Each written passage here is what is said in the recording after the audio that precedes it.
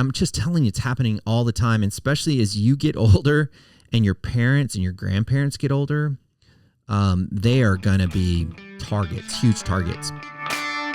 Do you want a wealthy retirement without worrying about money? Welcome to the Retire in Texas podcast, where you will discover how to enjoy your faith, your family, and your freedom in the state of Texas. And now, here's your host, financial advisor, author, and all-around good Texan, Darryl Lyons. Hey, this is Darryl Lyons, CEO and co-founder of PAX Financial Group, and you're listening to Retire in Texas, and this information is general in nature. It's not intended to provide specific investment, tax, or legal advice. Visit paxfinancialgroup.com for more information. Building wealth comes with clarity, purpose, and peace. Peace. Pax is Latin for peace. And we're guided by 1 Timothy 6, 17 through 19. Please read that scripture. But this scripture will help you as we attempt to guide you to grow your net worth without losing your grounding. And if that's what you're after, then you're absolutely at the right podcast. So when I speak to a lot of Christians, you may or may not be a Christian, but Christians tend to be a target for fraud. Oftentimes crooks in the church. I did a whole podcast episode series called The Dark Side of Finance, where I uncover 10 situations in which fraud had destroyed lives. So if you want to unpack the dark side of finance, you can find that on really iTunes or any other platform. I'm going to touch on some elements of fraud today, namely in the area of ID theft. It's such a big business. It's huge. There's international operations in Eastern Europe, Eastern Asia. Really everywhere for that matter. As far as I know, those are the places that I think about, that I've read about, where there's actual like buildings full of people that's what they do. It's just a business now, is to steal money from you. I mean, there's so many people trying to steal money from you. So I need to give you a heads up on some things that you can do to get in front of this. So the way I want to break down this conversation is I want to talk about 3 things you can do to prevent ID theft and 3 things you can do if you're a victim. So let's just kind of go through these. Shouldn't take too long, but it's very, very important that you stay alert. So here we go. Number 1, if you do, I'm sorry, let me start with the prevent. To prevent ID theft, one thing you could do if you want is freeze your credit. It doesn't cost you anything to freeze your credit. You just go online and go to all 3 credit bureaus and request a freeze. The challenge with doing that, it's like putting a padlock on your mailbox, but the challenge is if you're going to apply for something, you got to unfreeze it. That takes about 20 minutes, but if you're not applying for a lot of credit right now, it is a way to prevent people from stealing from you. It won't completely prevent it, but it does minimizing it. Just as an example, there's this lady named Angela. She's a retired teacher in Bernie, and she had her social security number leaked in this data breach. You know how you've heard of Target or whoever else. Target was one that I thought of, maybe AT&T.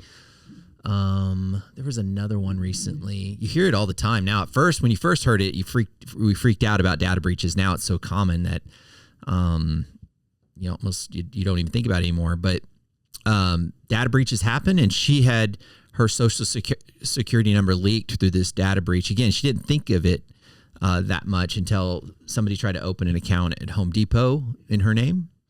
But this is good. She had attended this financial seminar on credit fraud, so she had frozen her credit, and they couldn't open the card at Home Depot. And so her quote was, "This was the best 5 minutes, or not 5 minutes, 30 minutes she had ever spent in just this webinar." So if you're not using your credit, freezing it is something to consider. The second thing you can do to prevent, or at least I don't want to mislead you, minimize the probability of an ID theft, is using strong passwords. password 123 is not a strong password. Password 12345. Don't use don't even use your house, your car. I'm sorry. Your address, social security number, date of birth. Try to avoid all those things. Those are just like easy ones for con artists, because the reality is all your information is on the web. Like, I can even figure out your social security number. Or anything, your voting record. It's all out there. Like it or not, it's out there. So don't use information that's made available to public. Use stuff that's random to you, like the third pet you had when you were a child, or something really, really random. Your least favorite sports team. I don't know. Jason, he is a nurse in San Antonio. He used Jason 1980 for everything. And then his email got hacked. And the hacker just plugged in Jason 1980 into every platform. And which was the first platform he started with? Amazon. I'm going to go into Amazon and put in Jason 1980. And the hacker's like, oh, it works. Not surprised. I'm going to go ahead and get some gift cards. I'll get $3,000 in gift cards. And so Jason, was $3,000 poorer. So you got to use, you can use some of these password authenticators. I don't use one personally. I just, they're clunky to me, but other people love them. But two-factor authentication, meaning that you get a little text, and they have these authenticators now. You may not be used to them, but you go into this little other app and they ask what number popped up on this app. So there's different ways that institutions are, putting boundaries on ensuring that it's you. The two-factor authentication is one of them. So, make sure that you're using strong passwords, two-factor authentication, and, these password services like 1Password, those password managers, you can consider that. Again, I know some people that love them. Okay. Third thing that you could do is just monitor your financial accounts weekly, I would say. Some people do it daily, but don't do months. Look at your stuff weekly, and you've heard me talk about investment performance. You shouldn't be looking at the performance numbers weekly. It's too frequently, and it'll freak you out. But you can just, check contributions, distributions, making sure that there's nothing funny there. Certainly on your banking accounts, catching it first can make a big difference. There was a widow. Her name was Maria. And by the way, I did change the names of all these people and so if it just coincidentally feels like it's you, it's not. But a widow in New Braunfels, she spotted two $400 charges at a California gas station. And she was just kind of scrolling while she was at a coffee shop, and she reported it right away. So apparently they did this skimming scam. And so she just now has a habit of always checking her credit every Sunday. So be sure to just check your stuff. And I mentioned this before, I like Monarch Money as a way to do that. A lot of people used to use Mint. There's a few other tools coming out. FaithFi is one that a lot of Christians like to use because it's a money tracking tool, but also there's some scripture along the ways that it's encouraging. So Monarch Money, FaithFi, and then Dave Ramsey has a tool that's out there I'm sure it's improved. When I first looked at it, I didn't.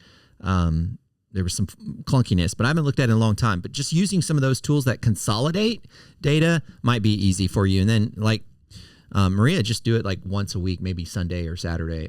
I personally do mine on Sunday evening.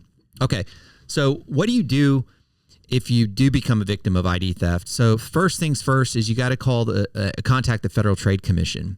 And this creates an official paper trail and launches a recovery plan. If it's pretty significant, you're going to want to file a police report. There was a guy out of Fredericksburg. He got a letter from the IRS about a tax return he never filed. So he reported it to this website, identitytheft.gov. So that's where you would go. And they gave him a recovery plan. And he filed a fraud affidavit. And now he has this special PIN number to file his taxes each year, so that that doesn't happen again. But they will create a personalized strategy to ensure that that you're protected on a go forward. Again, that website's identitytheft.gov. The second thing you need to do if you have been hacked is contact the credit bureaus. And as an example, you have Experian, Equifax, and TransUnion. They will place a fraud alert for 1 year. If you filed a police report or a Federal Trade Commission report, you can get a 7-year extended alert on these credit bureaus. They very likely, just to let you know, I haven't looked at it in a while. They very likely may upcharge you for protection plans. You don't need that. You can look at it and certainly take inventory of it, but there is a free credit monitoring service. There's a lady named Linda. She's retired military. She saw a 9,000 credit card bill pop up on her report. So she called all the 3 bureaus, filed a fraud report. They froze her credit. And so she disputed the account and it got removed within 30 days. So, what's good about a lot of these financial institutions is they don't mess around now. They hustle. They have a recovery process. And so just making sure you notify them quickly. The last thing to do is just close these fraudulent accounts. And like I said, dispute them right away. And, the idea is that you've got to hustle. You've got to, closing some of these accounts is probably it is a good step, but I also understand that you probably have some other drafts that go in those same accounts. So you've got to just make sure you don't forget about those other drafts. But definitely alert the Federal Trade Commission right away, file a police report, just act swiftly is what I'm trying to say. So, okay. So those are all kind of the basic framework in fraud. It is happening. I'm just telling you, it's happening all the time. And especially as you get older and your parents and your grandparents get older, they are going to be targets, huge targets. Charles Schwab, who's a custodian for a lot of our clients' money, provided us a report. And some of the things that they said, I'll go through that list because I think it's helpful. They said if you feel that there's fraudulent information or fraudulent activity, call your advisor, and we would want you to call your financial advisor. So if you were to tell us, and financial advisors kind of are looking for suspicious people.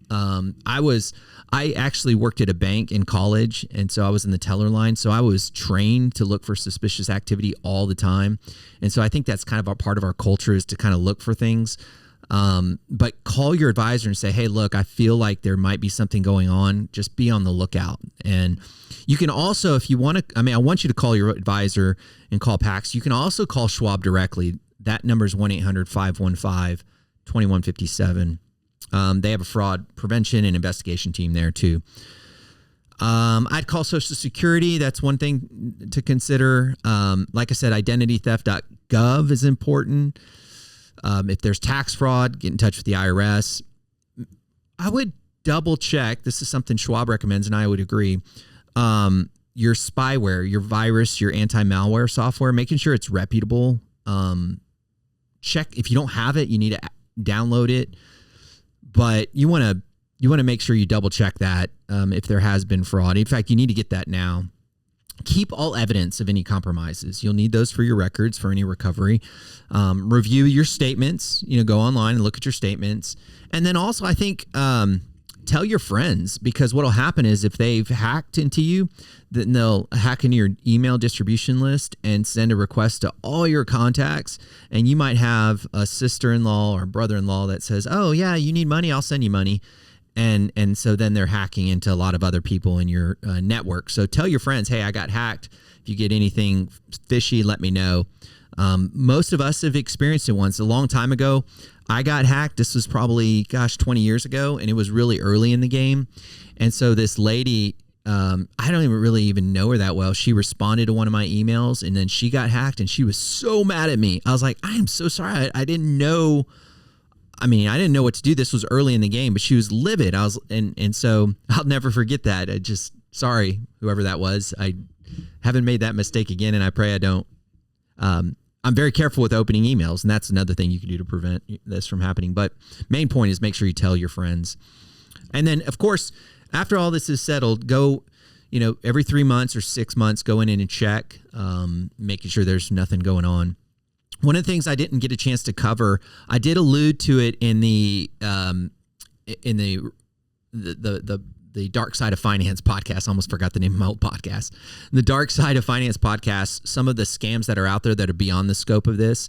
And I'm going to put a guide on our website because you want to look at some of these scams that are out there. They're crazy sophisticated now. There's actors involved in artificial intelligence. It's insane, but I'm going to put a little prevention guide on our website. So if you want to download that, it might be good for you.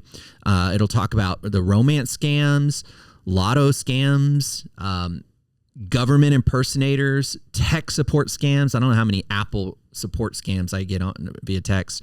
Real estate scams. I know somebody that got their title stolen. It's just crazy. Email compromise. And of course, there's investment scams. So I'll put a little summary on the website there for you to check out. And then if you want to go deeper, you can check out the Dark Side of Finance. Those stories are really interesting and kind of disturbing. So lots to say about this, but I really need you to be on point. I need you to have your head on a swivel, and I need you to make sure you're looking out for bad guys because they're all around us now. They're focused on you. And specifically, if you're 60, 65 plus, you've got a big target on your back. So keep your head on a swivel. Thanks for listening to Retire in Texas. Remember, stay grounded, live generously, and remember, you think different when you think long-term. Have a great day.